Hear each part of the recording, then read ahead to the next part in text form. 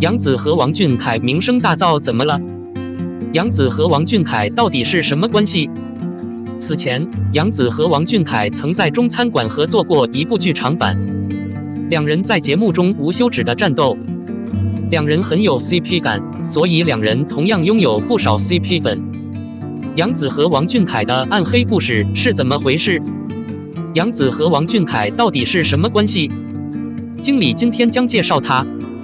杨紫和王俊凯在中餐馆的时候，虽然节目组把他们定位姐弟 CP， 但总会有人这样想那样想，所以节目播出后，网络上关于杨紫和王俊凯恋情的信息也是层出不穷。王俊凯是1999年被带到这个世界上的，虽然他已经是一个大人了，但是他是以小童星的身份被带到这个世界上的，在大家的眼里，他基本上就是个小孩子。所以在杨紫和王俊凯被曝私奔的时候，杨紫也遭到了众多网友的吐槽，竟然称他是老牛吃青春草，特别反感。杨紫同样是个童星，不过比王俊凯成熟了将近7岁，现在在众人看来已经是大人了。此前有黑粉故意散布谣言，称杨紫和王俊凯单独去 KTV 约会，称两人在偷拍。这样的愤慨对于杨紫和王俊凯来说，实在算不上什么了不起。总而言之，两人的发烧友们肯定是没有看到这样消息的欲望。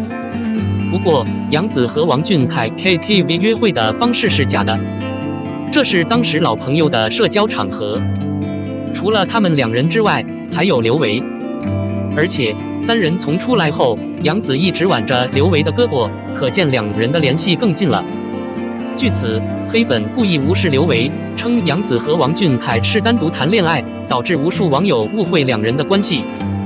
或许是因为太过火了，杨紫和王俊凯现在也很避讳。30岁杨紫199爱同伙范丞丞，范围是20岁，饰演善意回应1988德善。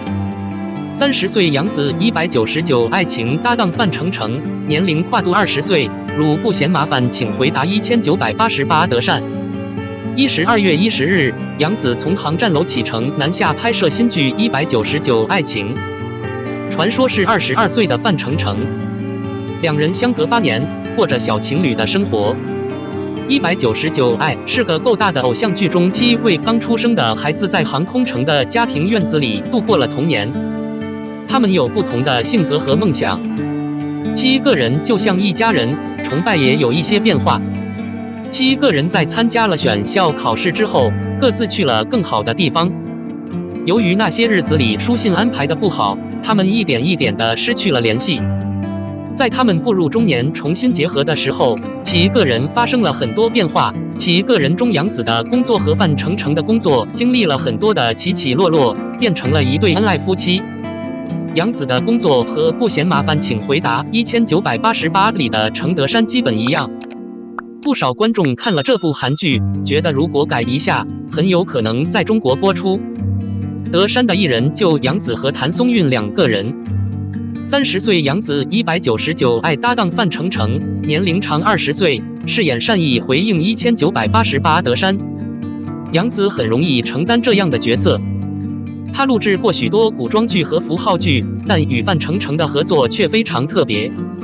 这也是杨紫第一次与这样的年轻艺人合作。我一直玩到35岁左右，年轻的时候也有小艺人，所以我确定自己在15到35岁之间。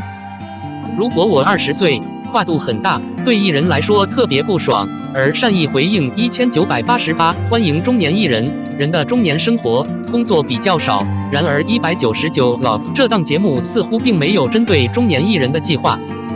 199 Love 并没有影射这7个人的出生时间，几乎可以肯定，这7个人是在1982年左右来到这个世界的，而199 Love 可能暗指那个传奇和勇敢的女人对爱情充满热情的那一年。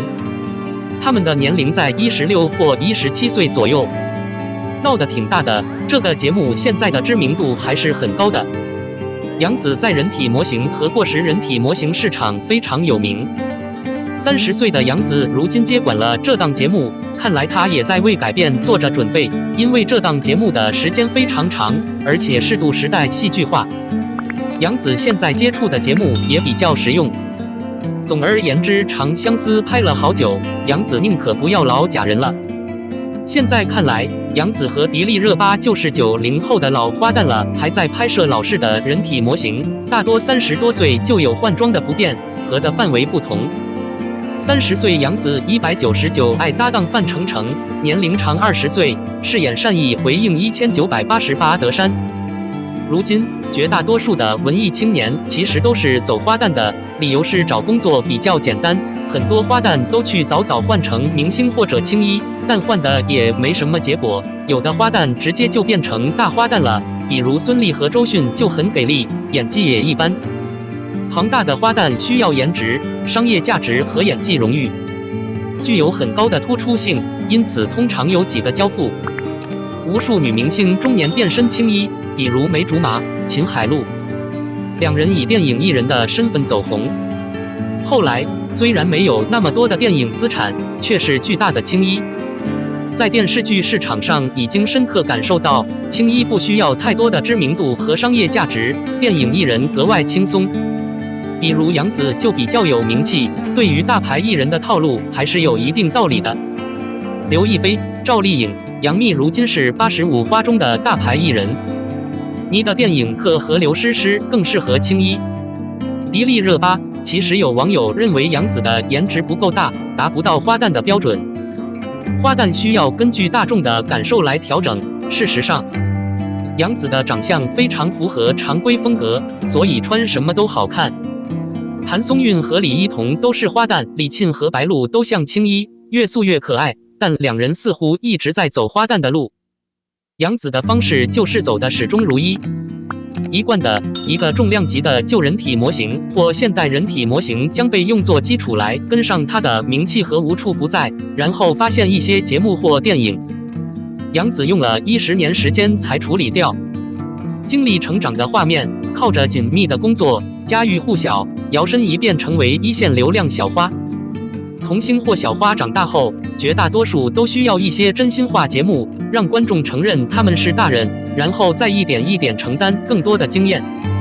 杨紫过去的男朋友大多比她老练，这次和范丞丞的合作很有新意。我承认她可以再次进步。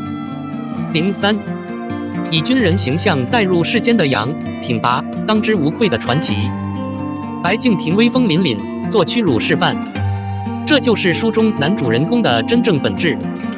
拍飓风小姐的时候，首领需要找一个会打架、号称脆弱，而且还有移动能力的美女来饰演男主若白。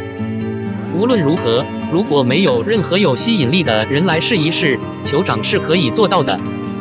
好不容易有同伴给他开了张翰的药方，首领见他结实的身躯，陷入了深思。